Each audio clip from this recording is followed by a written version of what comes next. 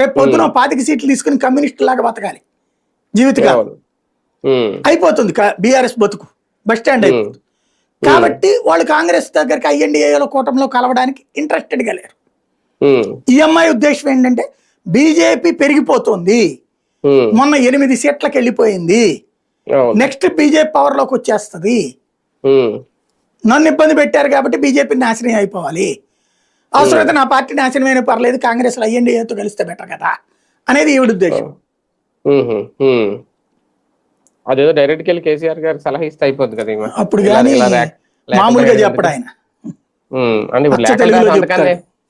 అదేలేండి. అంటే అంతకన్నా బదనాం చేసింది కదా ఇప్పుడు ఒక రకంగా బీఆర్ఎస్ సొంత పార్టీని. ఏం లేదు, రాసి ఒక కుటుంబ వ్యవస్థగా ఉంచకుండా కుటుంబ వ్యవస్థలోకి రాజకీయాలు తీసుకొస్తే ఎట్టుంటుందోనేమో కేసీఆర్ నిరూపించాడు అక్కడ, ఇక్కడ షర్మిల్ నిరూపించింది, అంతే తేడా. కానీ ఒకటి సార్, ఓకే షర్మిల్ గారు బయటకు వచ్చి ఏం చేశారు, ఓకే రాధాకృష్ణ గారు రాసినట్టు ఓకే ఆమె ఫెయిల్యూర్ అనుకుందాం. కవిత గారికి నిజంగా ఆ ధైర్యం, నిజంగా ఆ సత్తా ఉందా? ఒక సొంత కుంపడి పెట్టే ఆలోచన కానీ లేదంటే బయటకు వచ్చే ఆలోచన కానీ చేస్తారా? ఇప్పుడు సింపుల్ లాజిక్ ఎట్లా ఉంటుందంటే నీ చుట్టూ ఉండేవాడి యొక్క ప్రోత్సాహాన్ని బట్టి ఉంటుంది, ప్లస్ నీ చేతిలో ఉన్న వనరులు.